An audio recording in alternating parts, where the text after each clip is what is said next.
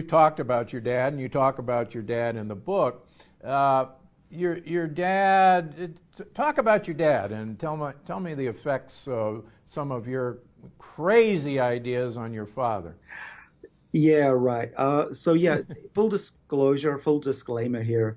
This again is not a clinical trial, and it's not going to be published in a journal anytime soon. But my family are a bunch of scientists. My wife's a scientist from MIT. My father's a biochemist. And we can read scientific papers. My father, believe it or not, at age 80, is an independent individual. And he has chosen to take my research seriously and has been convinced by himself, not by me, to try things because he knows what the odds are in his old age of things going wrong. By age 80, most people have at least 2 or 3 major diseases that are being treated. He started taking resveratrol early, one of the first people in the world. This is now going back 13 years ago. And so far, so good. He takes a gram or so a day. And the reason I say, Steve, or so is in my family, we have powder. We just spoon it into yogurt and mix it around. It's important to dissolve it in something for it to be absorbed. We know that from human studies. And just to dwell on resveratrol for a little bit, people go back and forth on resveratrol. I can tell you in my lab, we've definitely proven how it works. We have new results that I haven't published, but we have had a science paper that was very positive and showed that it's working through the Sirtuin pathway that we work on. And we have new results that really nail it. You know, I very rarely say we proved anything, but this experiment that we've done has proven that it works the way we said it did.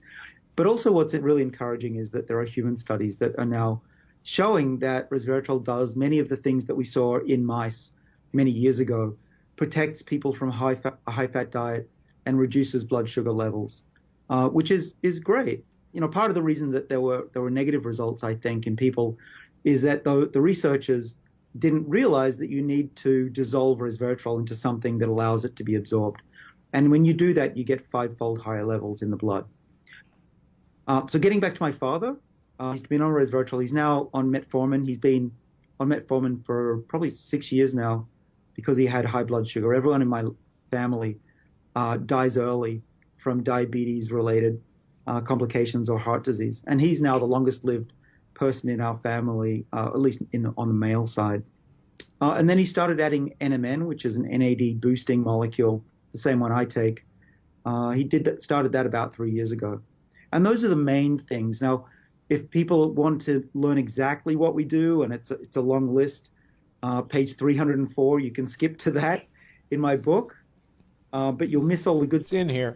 Yeah, thanks, Steve. But also in part 2 of the book, the middle section, it's about things you can do with your daily life, about what to eat, when to eat, what to do with exercise that the science backs up.